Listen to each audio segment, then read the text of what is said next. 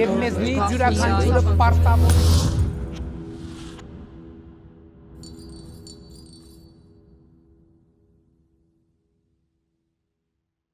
Բարի երեկո, Tribune հարթակի եթերում կարճ միացում հաղորդաշարն է։ Ձեզ ենք ներկայացնում անցնող շաբաթվա ամենաշատ քննարկվող իրադարձությունները։ Գնացինք։ Այսօր մեր հյուրն է քաղաքական վերլուծաբան Արգիշտի Կիվիրյանը։ Ողջույն, պարոն Կիվիրյան։ Շնորհակալ եմ կրկին մեզ հյուրընկալվելու համար։ Պարոն Կիվիրյան, մեր գարունը Հայաստանում մասնավորապես շատ թեժ քաղաքական, այսպես հունի վրա է ընկած, իրադարձությունները խտացված կարգով են, շատ արագ իրադարձություններ են տեղի ունենում, բայց կուզենայի սկսենք անկեղծ ասած ձեր վերջին գրառումով Facebook-յան իրականում իմ մոտ հարցեր առաջացրեցին, միգուցե եւ դուք ունեք դրա պատասխանը կամ վերլուծությունը, երբ ասում եք Նիկոլը Արցախն է հանձնել, իսկ Սերժը մի ամբողջ Հայաստան։ Ինչ նկատի ունեք նման համեմատություն անելով։ Դե նման համեմատություն անել ինձ թվում է ակնհայտ է 2018 թվականին այդ ժամանակվա գործող իշխանությունները իշխանությունը սկուտերի վրա հանձնեցին Նիկոլ Փաշինյանին դա տեղի ունեցավ եւ դե ֆակտո եւ դե յուրե եւ եթե դե ֆակտոյի հետ կապված այսինքն ինչ այսպես ասած զարթուղիներով Նիկոլին բերեցին իշխանության դեռ կարելի է վիճել դե յուրեն ակնհայտ է բոլորի համար, որ Նիկոլ Փաշինյանը դարձավ վարչապետ հանրապետական կուսակցության ձայներով։ Եթե հանրապետական կուսակցությունը Նիկոլ Փաշինյանին չընտրեր, Նիկոլ Փաշինյանը կտեսներ իր ծոծրակը, բայց երբևիցե չէր տեսնի իշխանություն։ Այսինքն դուք ամենի մեղավորը համարում եք։ Չէ, դա ակնհայտ է։ Դու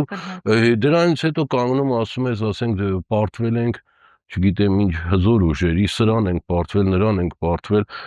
դե Նիկոլ Փաշինյանն մոտավորապես նույնն է, չէ՞ ասում, ամբողջ աշխարհը Թուրքիա բան կռվում էին, մենք դե պարտվեցինք Արցախում։ Նույն հեքիաթը փորձում է, այսպես ասած, ներկայացնել Նիկոլ Փաշինյանը, մոռանալով, որ գիտեք, այդ պահին իշխանությունն է միշտ պատասխանատու, ոնց որ 2018 թվին հենց որ իրանք սկուտերի վրա հանձնել են, իրանք են եղել պատասխանատուն։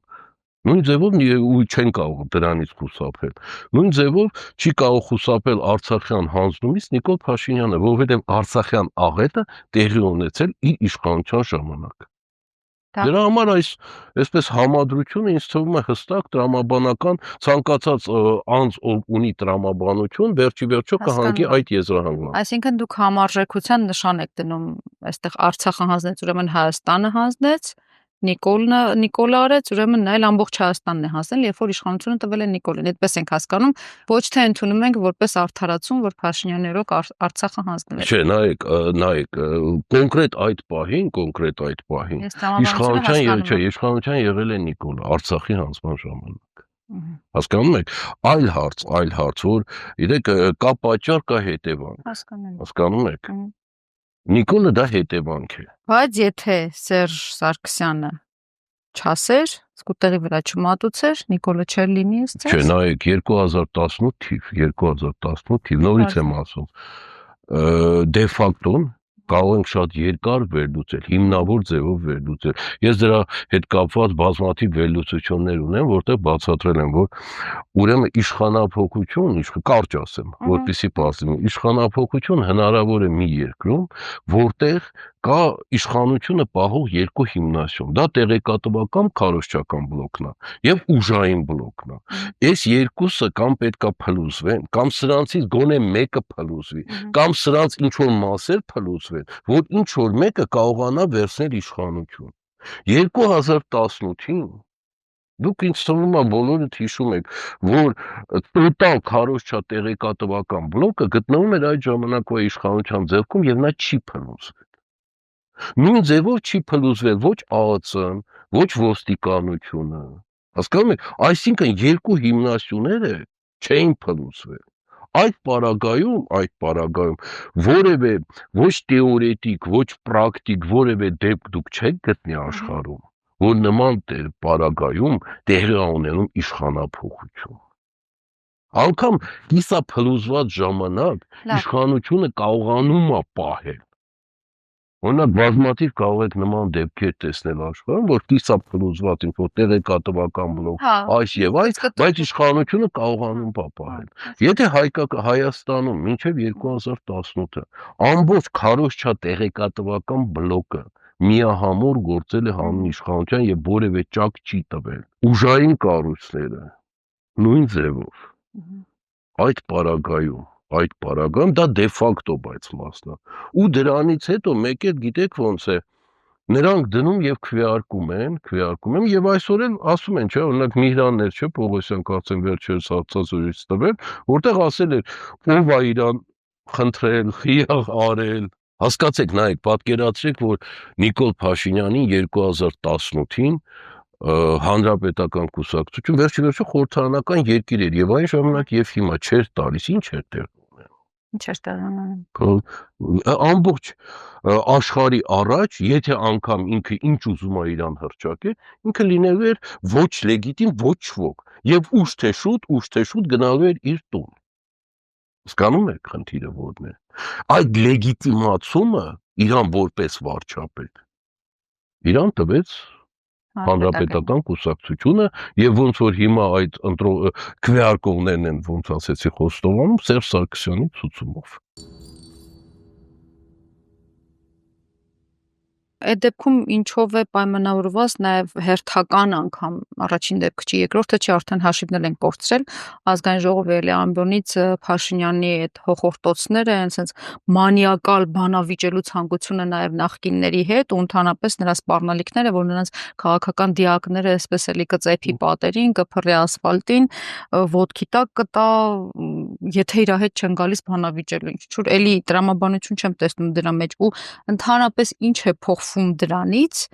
երբ Փաշինյանը ասում է, որ Արցախյան շարժումը չպետք է շարունակվի, առհասարակ ինչ է մեր կյանքում փոխվում նրա հայտարարությունները։ Նայեք, երկու մասից է հարցը բաղկացած, առաջի մասով ընդամենը Նիկոլ Փաշինյանը պատրաստվում է ընտրությունների։ Այդ իր ողջ հիստերիան կապված է ընտրությունների պատրաստության հետ։ Ընդհանրապես PR-ակցիա է։ Չէ, դուք կարող եք հիշել, որ ամեն ընտրություններից առաջ եւ դահլիճներում եւ հրապարակներում իր մոտ հասկացում է այդ հիստերիան։ Դա գիտեք ոնց է, դա քաղաքական վարքագծի ոչ է, ինքը հասկացել է, որ նայեք դեռ ինչ առաջ ավելի շատ, հիմա ավելի պակաս, դա ինչ որ խավերի վրա ազդում է։ Ինչ որ։ Եվ այդ պատճառով ինքը նորից այդ, այսպես ասած, հին մեղեդին փորձում է նոր երանգների մեջ ներկայացնել։ Թե չէ պարզ է, որ իրան ոչ այդ բանավեճն է հետաքրքիր, ոչ նախկինների հետ հանդիպումներն են հետաքրքիր, ինքը ուղղակի, այսպես ասած, նայեք, քաղաքականությունը գլոբալ առումով պետք է հասկանանք, ինչ որ առումով ունի թատրոնի էլեմենտներ։ Ընդ որում բավականին մեծ է, շատ էլեմենտներ։ Եվ այս պարագայում ինքը դա փորձում է խաղարկել։ Դուք կարող եք տեսնել այսօր աշխարհում, ասենք, էլի տարբեր գործիչներ կան, որ օրինակ Արգենտինայի ներկայիս նախագահն։ Ինքը հասկացել է, որ դա այդ տեղացիների վրա այդ հիստերիաները ազդում են եւ մշտապես այդ հիստերիկ ձևով է փորձում ներկայացնել։ Այլ պարագայում, եթե դուք տեսնեք այդ մարդուն, այդքան էլ չի հիստե։ Հիմա Նիկոլն էլ ընդհանրապես պետք է հասկանալ, ինչ է ուզածը։ Ընտրություն է ուզածը։ Ընտրություն պատրաստում է ընտրությունների։ Ակտիվ ձևով, բավականին ակտիվ ձևով։ Իսկ հիմա երկրորդ մասը, ձեր ասած Արցախյան ազգային ազատագրական, գիտեք, այսօր խնդիրը Նիկոլը չի։ Ինքը ինձ թվում է բոլորի համար փաստ է, որը ուրեմն հայ ժողովուրդն է հրաժարվել այս պահին, այս փուլում Արցախյան ազգային ազատագրական պայքարից։ Շատ պատասխանատու հայտարարություն է։ Չէ, դա գիտեք ոնց է, ոչ թե դա փաստ է։ Այդ պայքարը դուք այսօր տեսնում եք պայքար։ Այդ պայքարը 91 թվականին վերածել է զինյալ պայքարի, ճիշտ է։ Դուք այսօր զինյալ պայքար եք տեսնում։ Եթե այսօր դուք տեսնեիք զինյալ պայքար, Բաքվում մենք չենք ունենա հավանաբար նստած հայեր։ Այսօր հենց որ գիտեք ոնց է, բոլորը մաքսիմում պայքարի ձևը միջազգային ատյաններին դիմելն է։ Նայեք, ազգային ազատագրական պայքարը հենց որ վերածվում է միջազգային ատյաններին դիմելու, Ուրեմն այդտեղ ազգային ազատագրական պայքար, ողբերգությունը այդտեղ է, հասկանում եք։ Հիմա դուք կարող եք դրա հետ վիճել, բայց նորից եմ բացատրում, եկեք խոսենք փաստերով եւ տրամաբանությամբ, ոչ թե էմոցիաներով։ Թե չէ դու էմոցիոնալ այնքան մարդ կարող եք գտնել, որ դրոշը ձեռը ասի ոնց թե բանայի ես պայքարում եմ։ Ազգային ազատագրական պայքարը ունի էլեմենտներ։ 91 թվականին ազգային ազատագրական զինյալ պայքարը մենք տեսել ենք ոնց է տեղի ունեցել, ճիշտ է։ Այսօրվա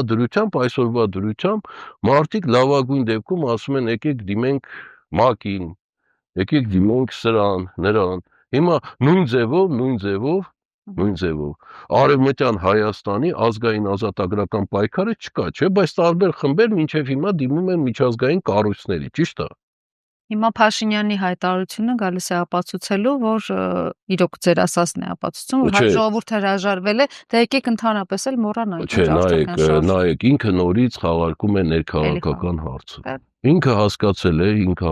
է, որ հայ ժողովուրդը այս պահին դրա մեջ չի ուզում մտնել։ Ոնց որ 2020 թվականին, 21 թվականի ընտրությունների ժամանակ ինքը խաղարկում էր խաղաղություն թե պատերազմ մոդելը, որտեղ ինքը հասկացել է, որ հայ ժողովրդի մեջ այդ պահին մտել է վախ պատերազմի նկատմամբ։ Հիմա նույն ձևով ինքը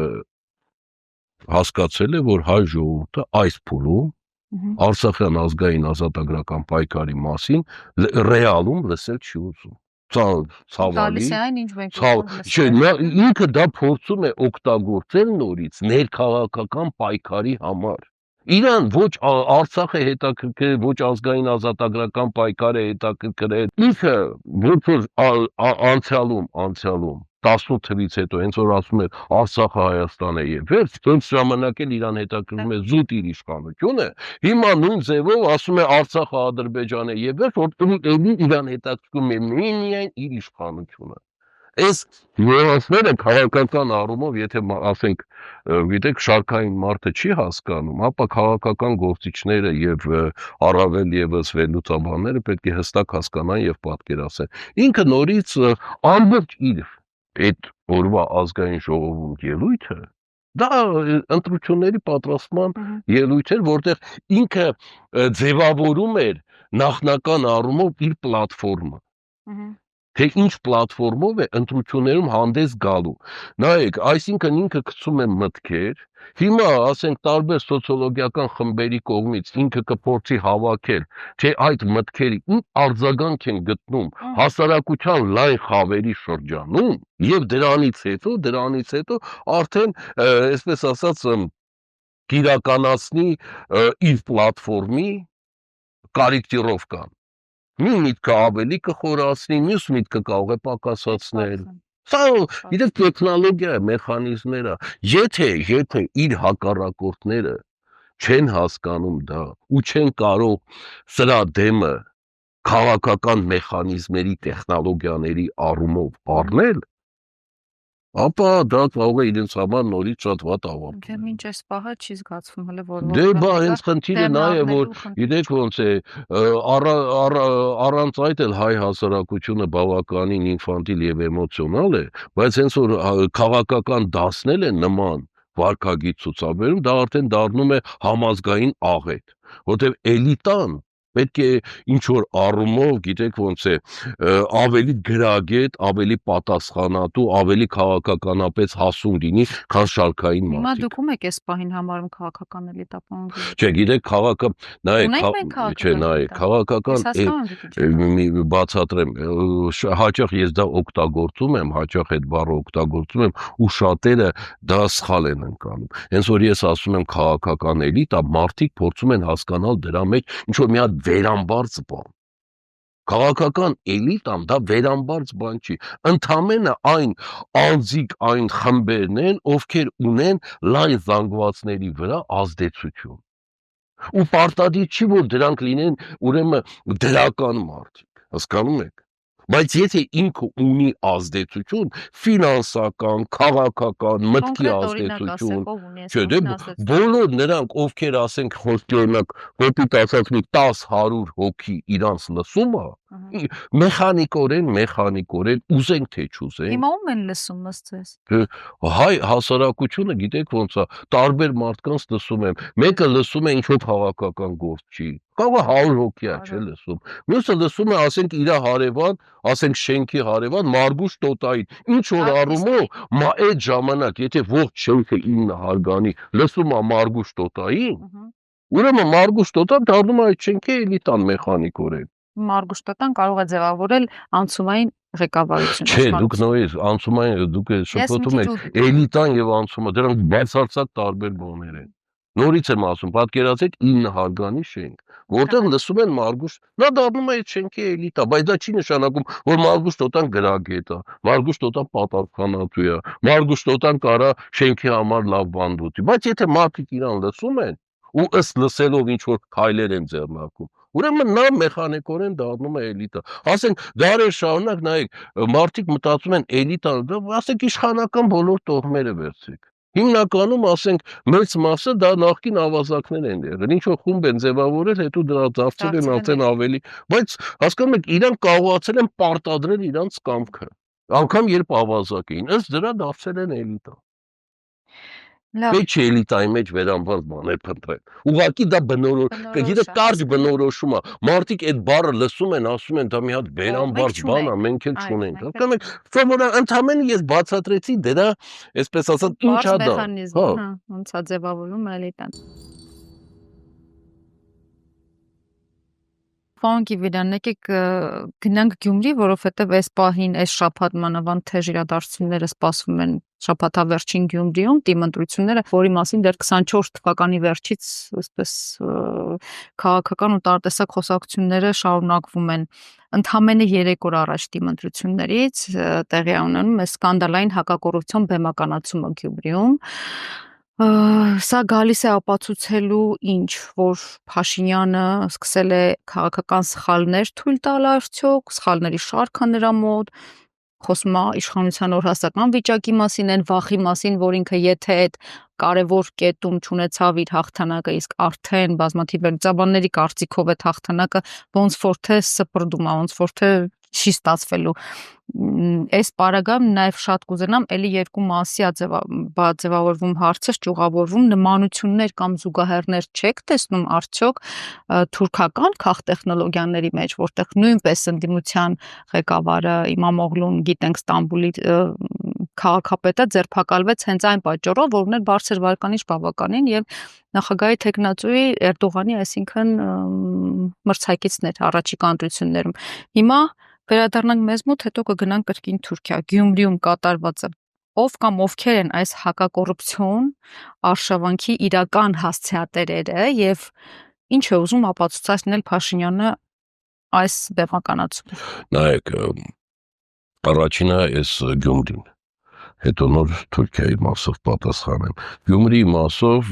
Նիկոլ Փաշինյանը ուղղակի ակնառու կերպով ցույց է տալիս այն, ինչ որ ինքը երբեք գլոբալ առումով իր քայլերով չի թաքցրել։ Եթե հասարակությանը պետք է խաբել, մոլորեցնել եւ շահել ձայներ, ինքը կանի այդ մեխանիզմը։ Եթե դա չօգնի, ինքը կանցնի ռեպրեսիաների։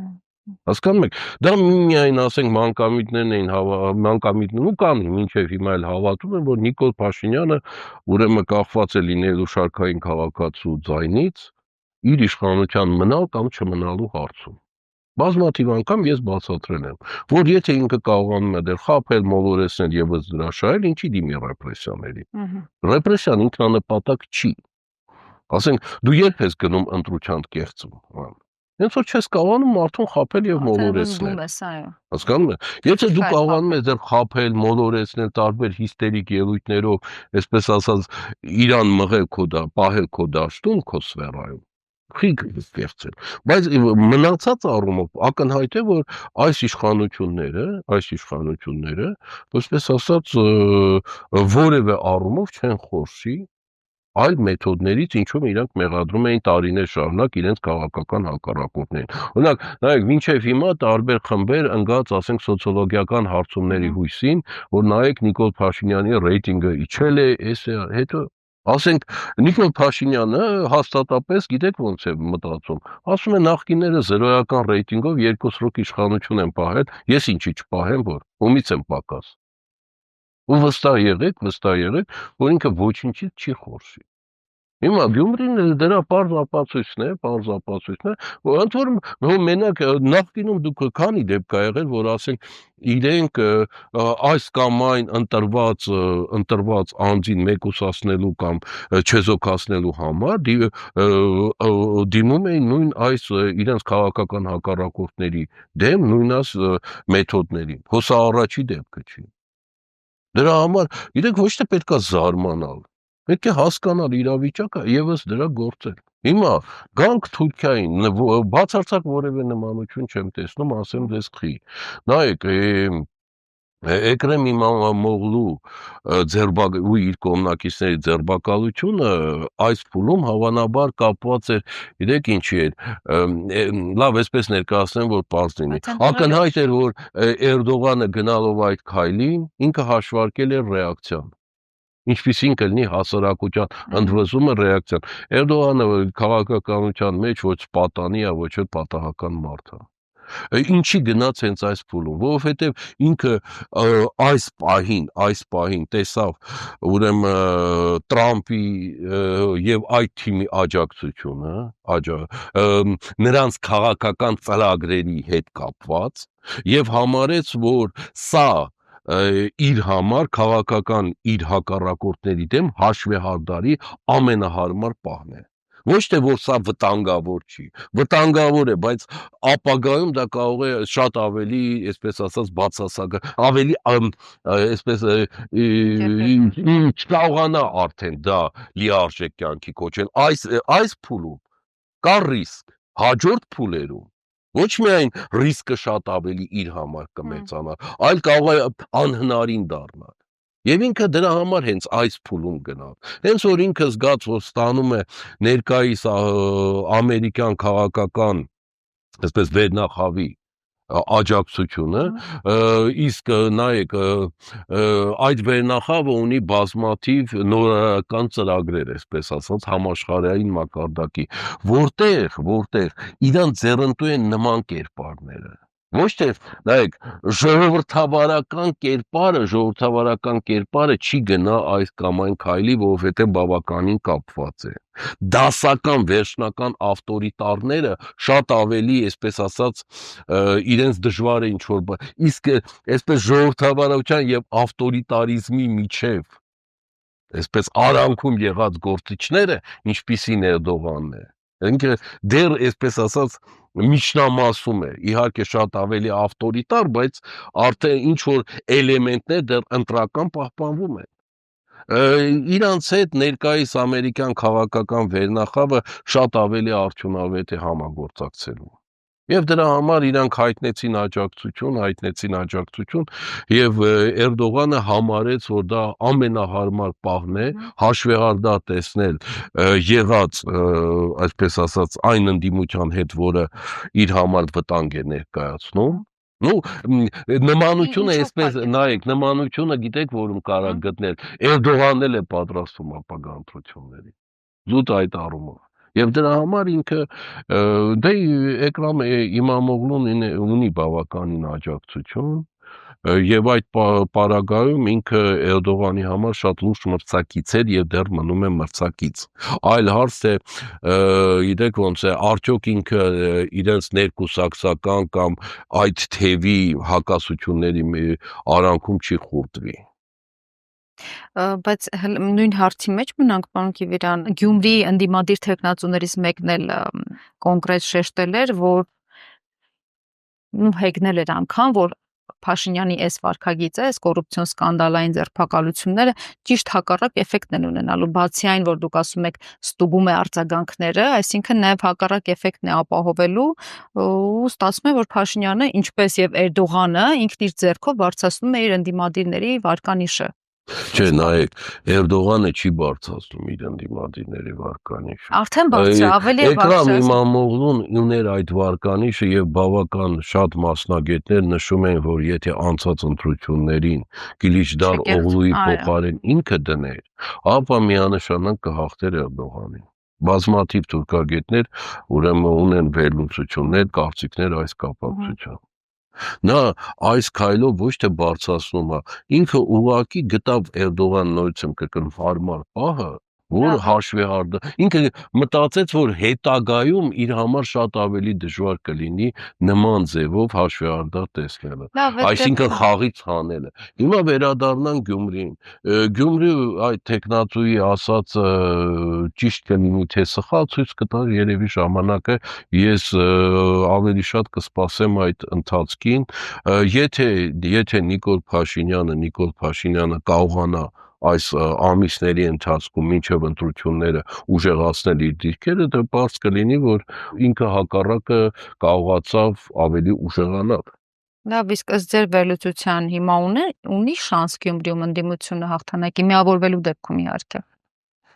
Գիտեք, շանս բոլորը ունեն, թե կկարողանան դա ռեալիզացնել, թե չեն կարողանա, ես չեմ կարող ասել, առավել եւս այդ Գյումրու տեխնատուների մեծամասնությանը ծանոթ չեմ, իրենց հետ չեմ աշխատել, չեմ համագործակցել որևէ առումով, դրա համար ես կդժվարանամ ասել։ Շանս իհարկե միշտ կա, առավել եւս Գյումրիում։ Ծանոթ եք այն իրավիճակներին, որում հայտնված են գլխավոր դերակատարները։ Չէ, դե հիմա նայեք, իրանք եթե իրանք գրագետ գործեն, իրանք իհարկե ունեն շանս։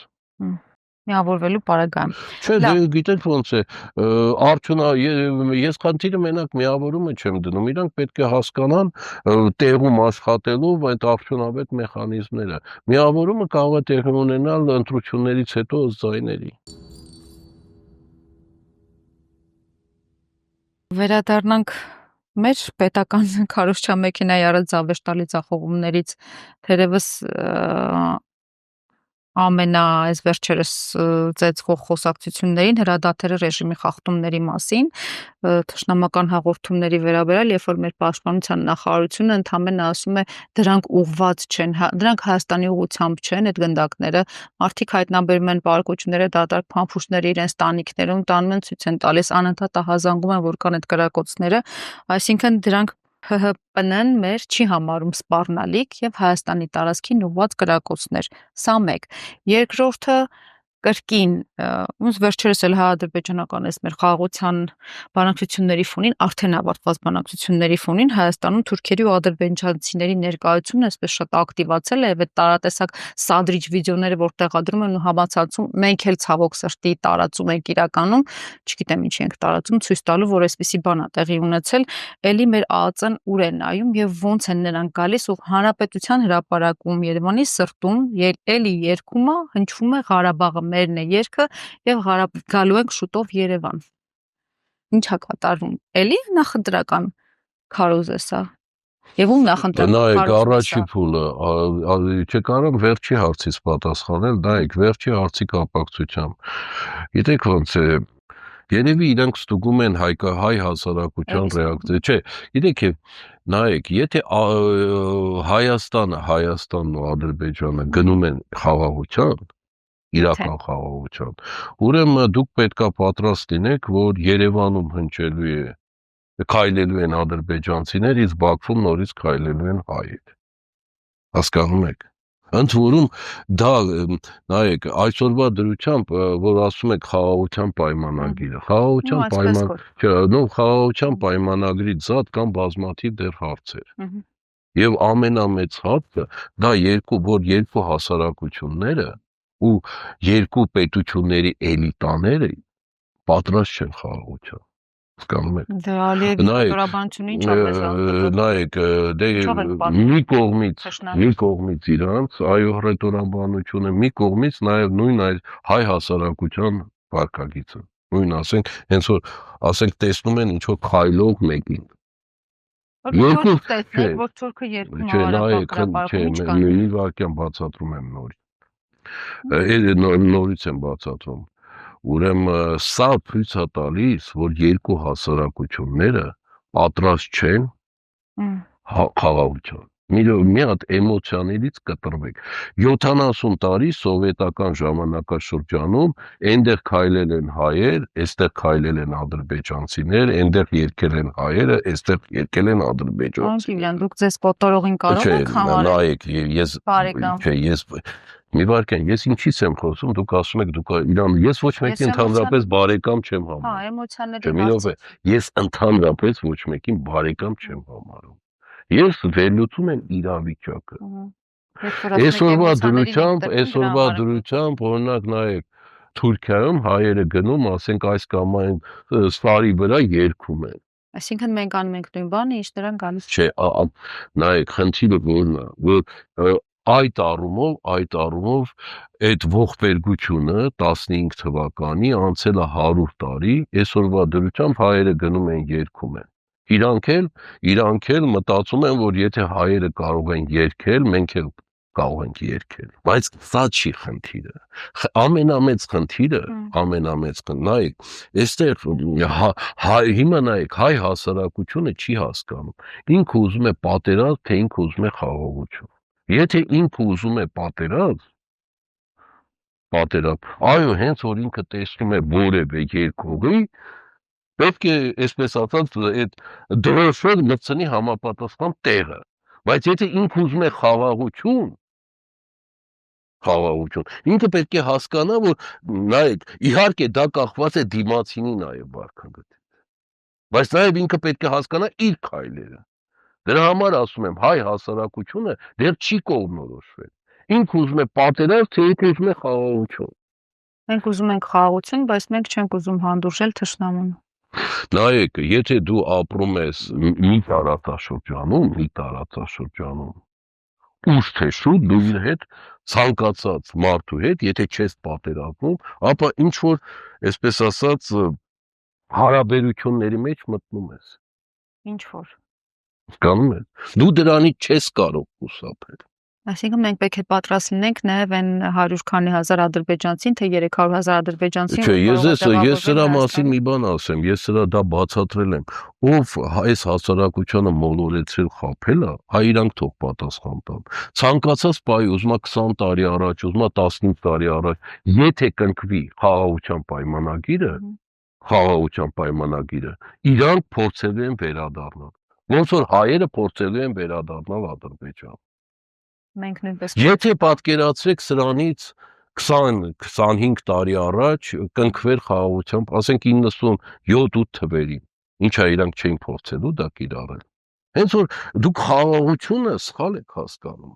Հենց որ կա խաղաղություն, դա նաև գործընթացներ է դրա հետ միասին բերում։ Եթե դուք մտածում եք, որ դա ասենք խաղաղությունից հետո լինելու են կատարյալ փակ սահմաններ, չարաչար սխալվում եք։ Ուրեմն հասարակությանը անկեղծ բացատրեք, կարող է այս հասարակությունը ընդունել պատերազմը։ Հենց որ էլիտաները զբաղված են հասարակությանը մոլորեցնելով, դրա համար հասարակության գլխում քաոս է ստեղծվում։ Երբ կնքվի խաղաղության պայմանագիրը, երկու կողմներ, ով մինչև Հայաստանի, այսպես ասած, անկախություն ապրել է այս տարածաշրջանում, մերոնք էլ այն տարածաշրջանում, փորձելու են հենց իրավական մեխանիզմներով վերադառնալ, օգտագործելով այդ պետությունների ներքաղաքական օրենսդրությունը։ Դա օրենսդրության մեջ է, որ Հայաստանի ՍՍՀ-ում ծնվածը չէ, ոնց կարա վերականգնի, նորից ստանա քաղաքացիություն եւ այլ։ Ծանոթ եք, չէ՞ դրա։ Այդ օրենքում դուք գտել եք, որ փակագծի մեջ բացառությամբ ադրբեջանցիները։ Դուք հասկանում եք հիմա, որ էլիտաները զբաղված են այս հասարակությանը մոլորեցնելով։ Ոչ մեկը չի ասել, որ հենց որ կնքվի խաղաղության պայմանագիրը, նրանք փորձելու են վերադառնալ։ Այդ պատերազմական իրավիճակն է, պատերազմն էր զսպում դրան։ Խաղաղությունը ունի իր, ոնց ասեմ, իր մոդելը զարգացման, իր հետևանքները։ Թող այս բոլոր կողմերը քաղաքական բարի լինեն, ոչ թե խաղան մարդկանց էմոցիաների վրա, այլ Լավ է, անկեղծ բացատրեն այս կամ այն քայլի հետևանքը, որ մարդիկ էլ ընտրություն կատարեն, իրանք ուզում են խաղաղություն, թե իրենք ուզում են պատերազմ։ Բա Շատ բարի, շնորհակալ եմ Ձեզ շփոթված շնորհակալություն։ համար։ Սիրելի հետևորդներ, եղեք ակտիվ մեր Facebook-ում, YouTube-ում, նաև Patreon-ում անցնող շաբաթվա իրադարձություններին մշտապես եւ առաջինը հետևելու համար։ Կհանդիպենք։ Նոր սարդարապաշտություն եւ մեզնից յուրաքանչյուրը պարտավոր